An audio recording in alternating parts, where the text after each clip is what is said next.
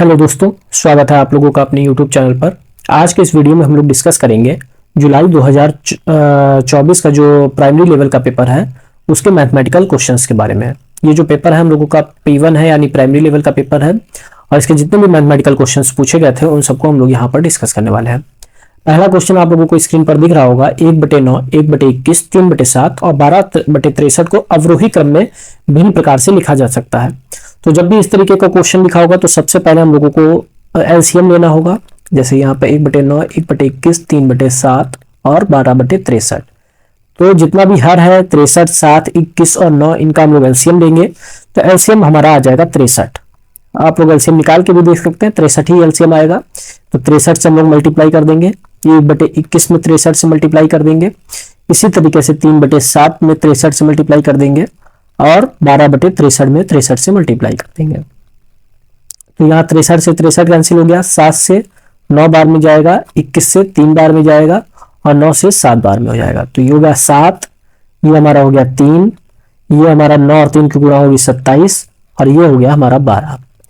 अब हम लोग देख लेंगे इसको अवरोही क्रम में। अवरोही क्रम में लिखने के लिए सबसे पहले सबसे बड़ी संख्या, यानी सबसे बड़ी संख्या हमारी 27 है, और 27 हम लोगों को किसको सॉल्व करने पे आया था, 3/7 को, यानी 3/7 सबसे एक नंबर पे हो जाएगी। उससे छोटी संख्या हमारी 12 है, तो 12 हमारा आया था 12/63 से, तो 2 नंबर में 12/63 आ जाएगा। तीसरी बड़ी संख्या हमारी 7 है, यानी 7 आया था 1/9 से, तीसरे नंबर पे 1/9 हो जाएगा। सबसे छोटी संख्या हमारी 3 है, यानी लास्ट में 1/21 आ जाएगा। तो यही हमारा राइट आंसर हो जाएगा। हम लोग देख सकते हैं कौन से ऑप्शन में हमारा सही है, तो ऑप्शन नंबर 2 में राइट आंसर मिल रहा है। तो अवरोही क्रम में लिखने के लिए सबसे बड़ी संख्या, फिर उससे छोटी संख्या, फिर उससे छोटी संख्या, लास्ट में सबसे छोटी संख्या। और जब भी वैसे संख्या दी होगी सबसे पहले आप लोग एलसीएम निकालेंगे। एलसीएम निकालने के बाद सभी में आप लोग गुणा कर देंगे। गुणा करने के बाद सॉल्व करेंगे तो आप लोगों की एक नॉर्मल डिजिट मिल जाएगी, पूर्णांक संख्या मिल जाएगी, और उसमें हम लोग देख सकते हैं सबसे बड़ी संख्या जो है वो सबसे पहले आएगी। 27 जैसे आया था तो 27 हमने सॉल्व किया था 3/7 को। सेकंड नंबर पे उससे छोटी 12 जैसे, तो 12/63 से। 3 नंबर पे 7 यानी 1/9, लास्ट में 3 यानी 1/21। नेक्स्ट हम लोग देखते हैं दूसरा क्वेश्चन। 1 करोड़ है, 1 करोड़ किसके बराबर है ये हम लोगों को बताना है। ऑप्शन में है 10 मिलियन, 1 मिलियन, 1 बिलियन और 100 मिलियन। तो 1 करोड़ वैसे तो हम लोगों का बराबर, मतलब 1 करोड़ जो है हमारा वो जो बराबर होता है वो 10 मिलियन के बराबर होता है। ऑप्शन नंबर फर्स्ट सही होगा। तो सबसे पहले हम लोग जान लेते हैं कि 1 मिलियन में कितना होता है। 1 मिलियन हम लोग का होता है 10 लाख।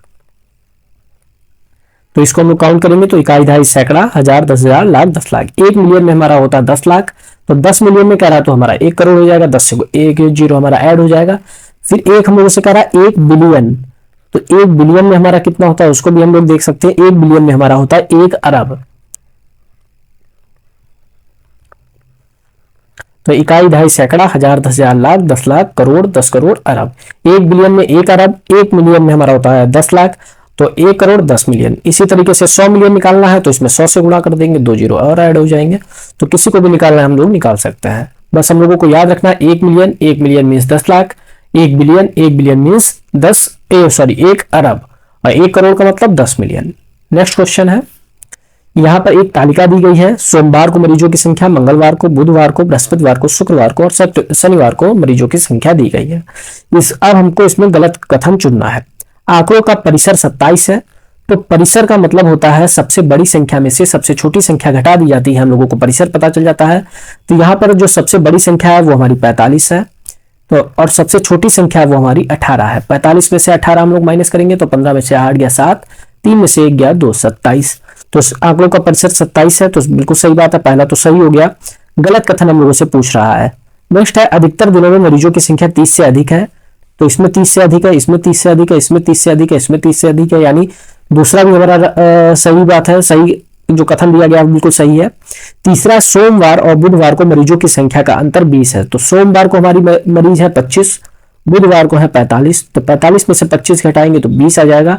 यानी तीसरा भी जो हम लोगों को ऑप्शन दिया है वो भी बिल्कुल राइट आंसर है, तो मतलब राइट ऑप्शन है। और लास्ट है, मरीजों की कुल संख्या 200 थी, यानी यही ऑप्शन गलत हो जाएगा। अगर 3 सही है तो चौथा यही गलत हो जाएगा। फिलहाल हम लोग इसको वेरीफाई कर लेते हैं। 25 है, मंगलवार को 38 है, बुधवार को 45 है, बृहस्पतिवार को 18 है, और शुक्रवार को 36 है, और शनिवार को 39 है। इनको ऐड करेंगे तो 5, 8, 13, 13, 5, 18, 18, 8, 26, 26, 6, 32, 32 और 9, 31। अब यहीं से हम लोग देख सकते हैं इकाई का अंक 0 है, हमारा 1 आ रहा है। तो हम लोगों का ये ऑप्शन गलत हो गया। ऑप्शन नंबर 4 हमारा जो है इस क्वेश्चन का राइट आंसर हो जाएगा, क्योंकि गलत कथन पूछ रहा था। गलत कथन हमारा ऑप्शन नंबर 4 होगा। सिंपल सा परिसर, केवल आप लोगों को एक चीज समझनी थी, परिसर। परिसर सबसे बड़ी संख्या माइनस सबसे छोटी संख्या। उसके अलावा अधिकतर दिनों में मरीजों की संख्या 30 थी, 30 तो यहाँ पर देख सकते हैं 30 थी। और उसके बाद सोमवार और बुधवार को मरीजों की संख्या का अंतर 20 था, तो बिल्कुल सही बात है। 45 माइनस 20 25, तो 20 आएगा। नेक्स्ट क्वेश्चन है, एक अंडे का द्रव्यमान लगभग 65 ग्राम है, 2 दर्जन अंडे का द्रव्यमान कितना होगा?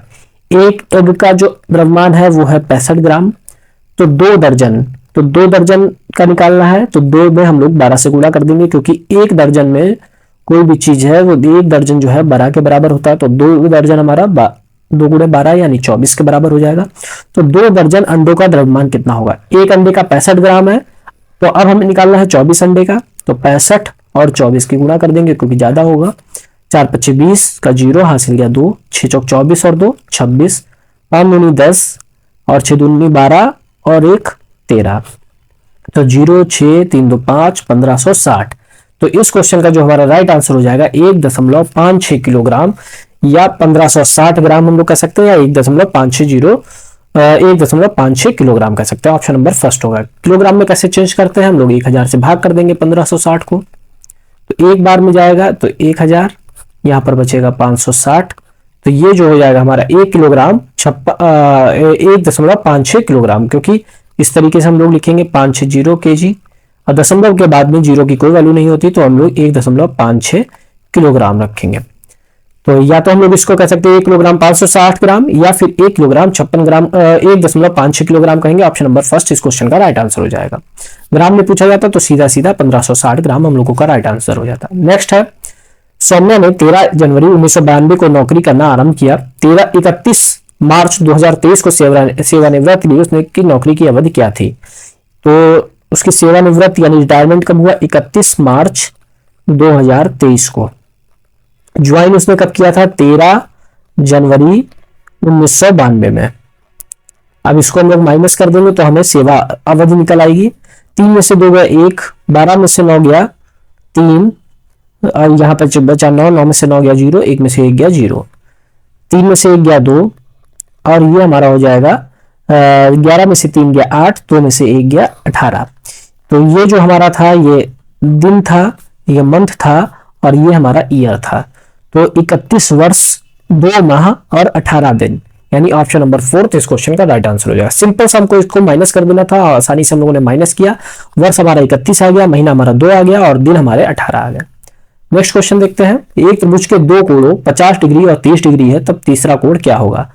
तो इस तरीके से हमारा त्रिभुज है, उसमें एक कोण की वैल्यू हमें 50 दी है, दूसरे की वैल्यू हमें 30 दी है, तीसरा कोण हम लोगों से पूछा गया। मान लीजिए हम लोग इसको मान लेते हैं कोण ए बी सी है। तो कोई भी त्रिभुज में तीनों कोणों का योगफल जो है वो 180 डिग्री होता है। तो कोण ए हमको नहीं पता, कोण ए लिख लेते हैं। कोण बी की जगह पे 50 हो जाएगा, और कोण सी की जगह पे 30 हो जाएगा, बराबर 180। तो कोण ए प्लस 50 और 30 80 हो जाएगा, बराबर 180। तो कोण ए बराबर 180 माइनस 80 हो जाएगा, यानी कोण ए की वैल्यू हमारी आ जाएगी 100 डिग्री। ऑप्शन नंबर फर्स्ट इस क्वेश्चन का राइट आंसर हो जाएगा। सिंपल सा हम लोगों ने त्रिभुज बना लिया। त्रिभुज के तीनों कोणों का योगफल 180 होता है, एक 50 है एक 30 है, यानी 50 और 30 80, 180 में से 80 जाएगा तो 100 डिग्री हमारा तीसरा कोण आ जाएगा। नेक्स्ट हम लोग देखते हैं अगला क्वेश्चन। 22 HM, HM का मतलब हो गया हेक्टामीटर, और 8 DAM यानी डेकामीटर। तो 1 HM की वैल्यू हमें पता होनी चाहिए। 1 HM में हमारा होता है 100 मीटर, क्योंकि आंसर में चाहिए मीटर में, सारे ऑप्शन जो है हमारे मीटर में ही है। तो 1 HM में हमारा 100 मीटर होता है।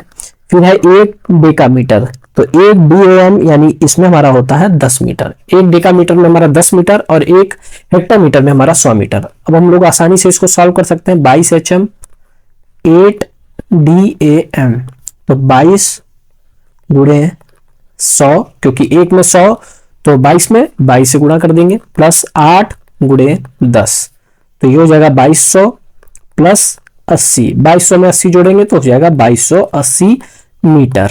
तो ऑप्शन नंबर हमारा जो हो जाएगा ऑप्शन नंबर ऑप्शन नंबर 3 सही हो जाएगा, 2280 मीटर। तो इस क्वेश्चन का जो राइट आंसर होगा ऑप्शन नंबर 3 होगा। तो क्योंकि 1 HM यानी हेक्टामीटर, 1 हेक्टामीटर में होता है 100 मीटर, एक DAM यानी एक डेकामीटर में होता है 10 मीटर, तो हम लोगों ने 22 से में HM यानी 100 से गुणा कर दी, DAM में 10 से गुणा कर दी, सॉल्व किया तो 2280 मीटर। ऑप्शन नंबर 3 इस क्वेश्चन का राइट आंसर हम लोगों को मिल गया। नेक्स्ट है x अनुपात y बराबर p अनुपात q, तो निम्नलिखित में से कौन सा कथन सत्य है। तो यहाँ पर x अनुपात y हम लोगों को दिया है p अनुपात q, तो यहाँ पर हम लोग मान लेते हैं कि x की वैल्यू जो है इस तरीके से x बटे y बराबर p बटे q दिया है, तो x की वैल्यू हम लोग मान लेते हैं kp, एक हम लोग मान लेते हैं k यहाँ पर एक नियतांक है p, इसी तरीके से y की वैल्यू kq। सिंपल सा है, यहाँ पे k है, यहाँ पे अगर हम लोग kp बटे kq करेंगे k से कैंसिल हो जाएगा, हमारे इक्वेशन पे कोई भी अंतर नहीं पड़ेगा। तो x की वैल्यू हमारी kp हो गई, y की वैल्यू हमारी kq हो गई। अब हम लोग यहाँ से एक एक ऑप्शन को चेक करेंगे। पहला ऑप्शन है ए वाला, इसको हम लोग लिखते हैं x प्लस वाई अनुपात y यानी बटे y बराबर p प्लस q अनुपात q यानी बटे q। तो x की वैल्यू हमें kp पता चल गई, y की वैल्यू हमें kq पता चल गई, तो हम लोग इन वैल्यू को पुट करते हैं kp प्लस kq बटे यहाँ पर y की वैल्यू kq, k कॉमन कर लिया तो बचा p प्लस q बटे kq, k से k कैंसिल हो गया यानी p प्लस q बटे q, यही हम लोगों को बराबर में दे रखा था। तो पहला ऑप्शन तो हमारा सही है। दूसरा अब हम लोग चेक करते हैं x माइनस वाई बटे y बराबर p माइनस q बटे q, क्योंकि अनुपात में है तो हम लोग डायरेक्ट इसको बटे में करके लिख ले रहे हैं। तो x की वैल्यू kp, y की वैल्यू kq बटे y की वैल्यू kq, इसी को हम लोग एक ही को सॉल्व कर लेते हैं, बराबर में हम लोग यही आ जाएगा तो हमारा सही हो जाएगा। k को हम लोग कॉमन कर लिया, p माइनस q बटे kq, तो k से k कैंसिल हो गया तो हमारा बचा p माइनस q बटे q, यानी ऑप्शन नंबर 2 भी हमारा राइट है, क्योंकि p माइनस q बटे q लाना था और यही हम लोगों का आया। ऑप्शन नंबर 2 भी हमारा सही है। 3 देखते हैं x बटे p बराबर y बटे q, तो ये भी हमारा सही होना चाहिए कि x की वैल्यू हम लोग रखते हैं, x की वैल्यू है हमारी kp बटे p और इधर हो जाएगा q बटे y बटे q है, तो यहाँ पर y है तो y की वैल्यू हम लोग लिख देंगे kq बटे q, तो p से p कैंसिल हो गया, q से q कैंसिल हो गया यानी k बराबर k आ गया, तो ऑप्शन नंबर 3 भी हमारा राइट है, ऑप्शन नंबर 3 भी सही है।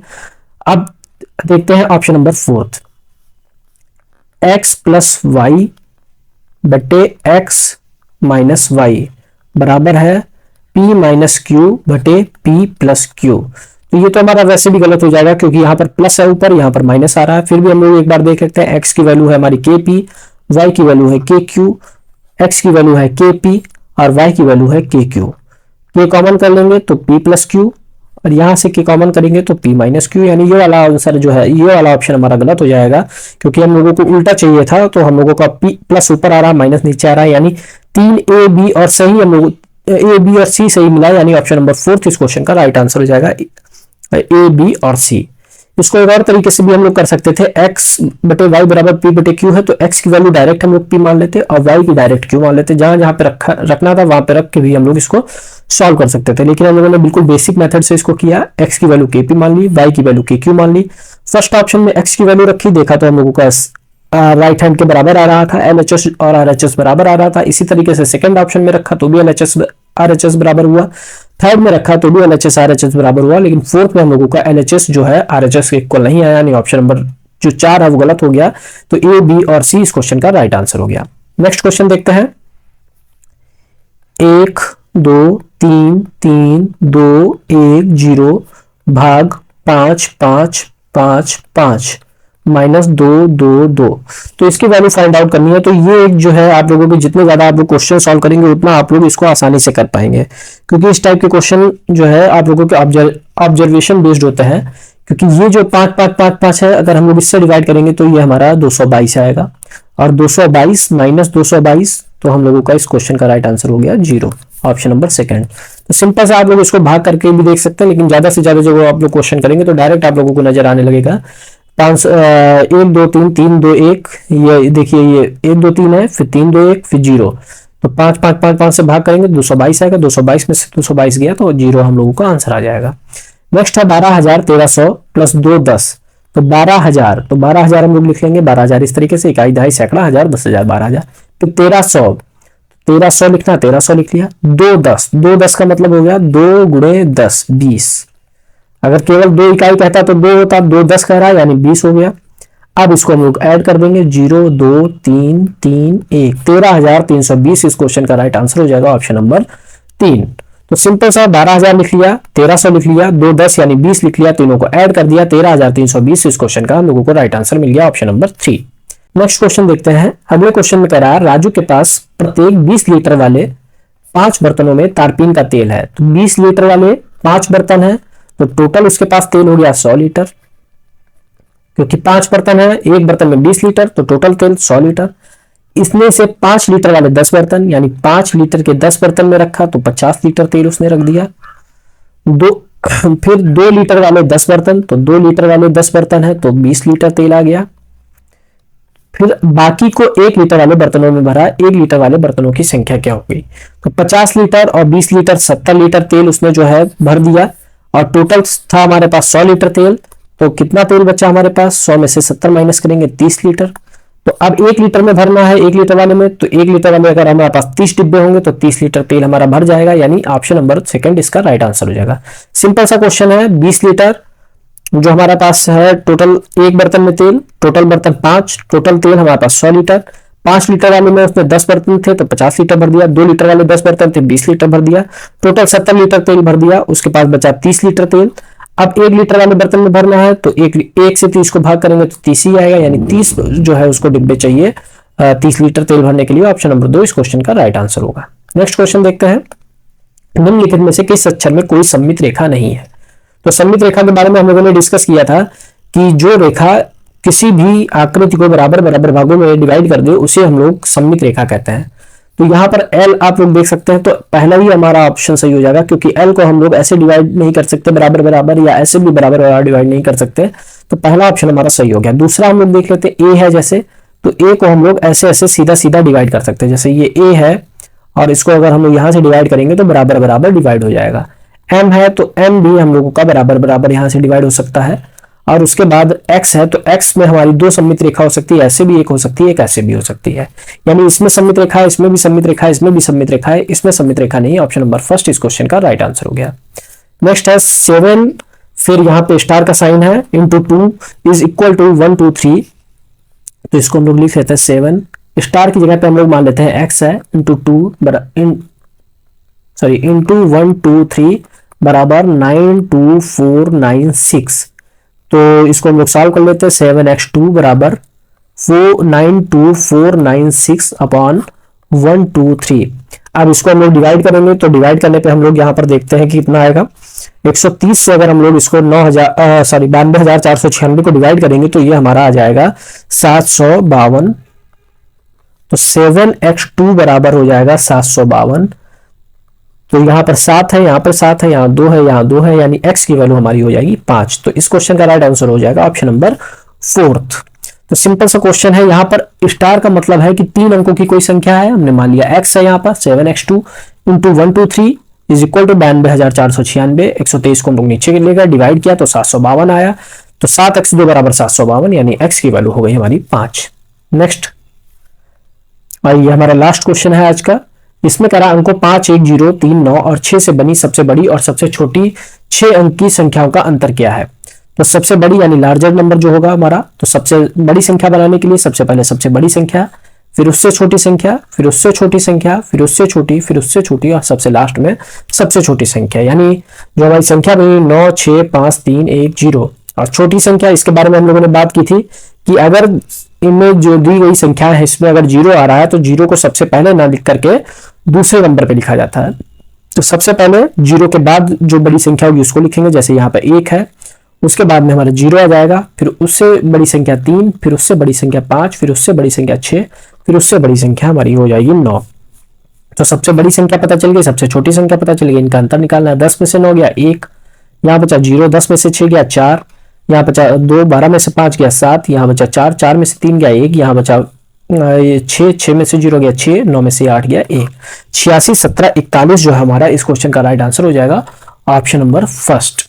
तो सिंपल सा क्वेश्चन है। सबसे बड़ी संख्या बनाने के लिए सबसे पहले सबसे बड़ी, फिर उसके बाद उससे छोटी, उससे छोटी, उससे छोटी, और सबसे लास्ट में सबसे छोटी। छोटी संख्या बनाने में याद रखना है हमें कि 0 अगर आएगा तो उसको सेकंड नंबर पर भेज देंगे, और बाकी वैसे ही सबसे छोटी ये 0 सेकंड नंबर पे, फिर उससे बड़ी 1, फिर 3, फिर 5, फिर 6, फिर 9, दोनों का अंतर निकाल देंगे 86,000। यहाँ पर हमारा जो आंसर आ जाएगा 8,61,741, ऑप्शन नंबर फर्स्ट। तो ये जो हम लोगों का जुलाई 2024 का पेपर था उसका P1 यानी प्राइमरी लेवल का पेपर था, जिसमें जितने भी मैथमेटिकल क्वेश्चन दिए गए थे उन सभी को हम लोगों ने यहाँ पे डिस्कस किया। नेक्स्ट वीडियो में हम लोगों का जो नेक्स्ट प्रीवियस ईयर पेपर होगा उसको हम लोग डिस्कस करेंगे। आज की वीडियो में सिर्फ इतना ही, मिलता है नेक्स्ट वीडियो में। अगर आप लोगों को वीडियो पसंद आए तो वीडियो को लाइक करिए, साथ ही साथ चैनल को सब्सक्राइब करिए। मिलता है नेक्स्ट वीडियो में। Thank you.